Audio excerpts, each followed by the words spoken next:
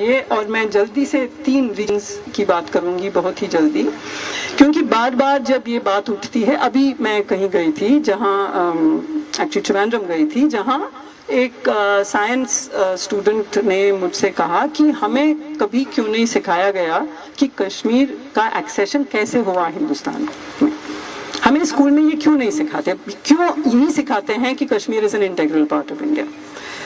तो सवाल बहुत ही गंभीर है और एक्चुअली ज़्यादा लोग इतिहास नहीं जानते। सीएचएस के टीचर यहाँ मौजूद हैं और सीएचएस के स्टूडेंट्स यहाँ मौजूद हैं। आप जानते हैं क्यों सीएचएस पे और इतिहास पे इतना बड़ा हमला ये लोग करना चाहते हैं?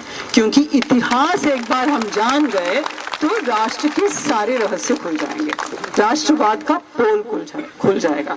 यही है प्रॉब्लम।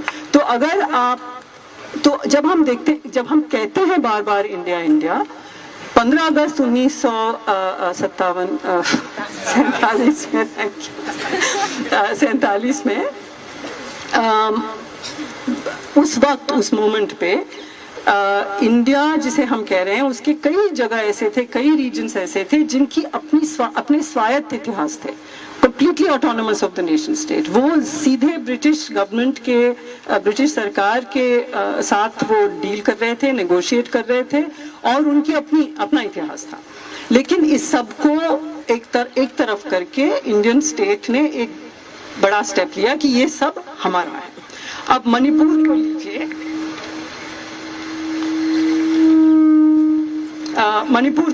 मणिपुर 1947 में sorry, can you just keep those papers, thanks. एक इंडिपेंडेंट कॉन्स्टिट्यूशनल मोनार्की बनाया था, एक संवैधानिक राजशाही उन्होंने एस्टैब्लिश की थी with a democratically elected assembly. ये ब्रिटिश के साथ जो नेगोशिएशंस चले थे वो ये हुआ था बिल्कुल जनतांत्रिक तरीके से, कॉन्स्टिट्यूशनल मोनार्की, एक असेंबली जिसमें लोगों ने चुनाव लड़े लोग और वो मणिपुर एक कॉन्स्टिट्यूशनल मोनार्की बन गया था। लेकिन विद इन मंथ्स मणिपुर के राजा को यानी कि हेड ऑफ स्टेट को गिरफ्तार किया गया और मणिपुर को मर्जर के लिए जबरदस्ती उसको मर्ज किया गया इंडिया के साथ। नागालैंड को देखिए, हैदरी एग्रीमेंट था नागा नेशनल काउंसिल और ब्रिटिश गवर्नमेंट के बीच में, और नागालैंड को 10 साल का प्रोटेक्टेड स्टेटस दिया गया। उसके बाद उनको प्लेबिसाइट का हक दिया गया था, लेकिन ब्रिटिश के जाते ही इंडियन राष्ट्र राज्य ने नागा टेरिटरी को अपना डिक्लेयर किया और शायद सबसे पहला one of the first acts of the independent Indian government was to actually aerially bomb Nagaland. Kashmir की कहानी एक्चुअली यहाँ मुझे बताने की ज़रूरत नहीं है, आप सब जानते हैं कि जो प्लेबिसाइट, जो प्रिंसिपल अपनाया गया बाकी किंगली स्टेट्स के लिए, जैसे जूनागढ़ को लीजिए, जूनागढ़ के रूलर मुसलमान थे, लोग हिंदू थे, वो चाहते थे कि वो पाकिस्तान के साथ जाए, लेकिन प्रिंसिपल ये दोहराया गया कि लोग क्या चाहते हैं, और लोगों ने चाहा क्योंकि हिंदू मेजॉरिटी था कि हिंदुस्तान के साथ रहेंगे, तो जूनागढ़ हिंदुस्तान में आ गया। और ऐसे कई और स्टेट्स भी थे, लेकिन कश्मीर में ये हुआ कि जो एक्सेशन हुआ पाकिस्तानी वो ट्राइबल इन्वेजन के बाद, वो एक्सेशन एक शर्त पे हुआ था कि, और कश्मीर आप जानते ही हैं मुस्लिम मेजॉरिटी और हिंदू रूलर, तो वही प्रिंसिपल अपनाया जाना चाहिए था जो जूनागढ़ के साथ हुआ था, नहीं हुआ।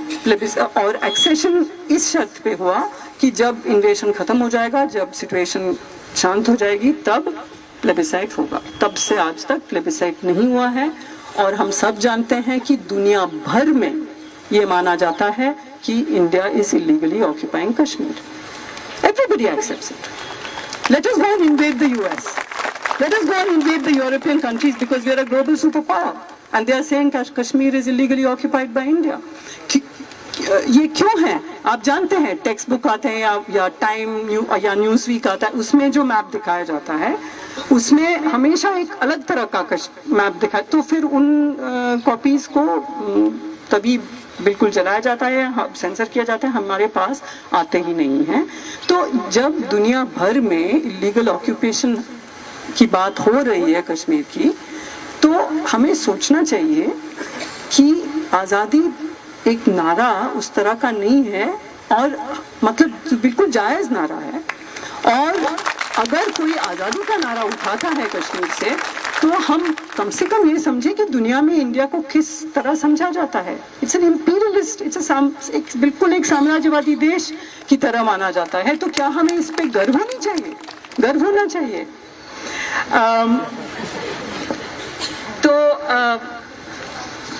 तो ये और हम जानते हैं कि जो जनतांत्रिक एस्पिरेशंस है लोगों के तरह तरह के, मतलब या नॉर्थ ईस्ट में या कश्मीर में हो या छत्तीसगढ़ में हो, एक आफ्सपा जो है वो एक बहुत ही महत्वपूर्ण वो एक ब्रह्मास्त्र है, जिससे कि इंडियन नेशन स्टेट किसी न किसी तरह ऑर्डर को कायम रखता है, सोशल ऑर्डर को कायम रखता है। It is a daily emergency, वो एक निरंतर रोज़ाना इमरजेंसी है इन जगहों में जहां आफ्सपा है। और क्योंकि हमारे नाम पे, यानी कि भारत के सिटीजन्स के नाम पे हमारे इलेक्टेड रिप्रेजेंटेटिव्स ये आफ्सपा चला रहे हैं, हम सब इसके इनजस्टिस में, इसके अन्याय में हम सब मौजूद हैं। हमारे नाम पे किया जा रहा है कि something like I don't know 30-40% of the country is under military rule. तो भारत का चेहरा, इंडिया या हिंदुस्तान का चेहरा जो कश्मीर देखता है और नॉर्थ ईस्ट देखता है और छत्तीसगढ़ के आदिवासी देखते हैं, वो है इंडियन आर्मी। ये हम याद रखें।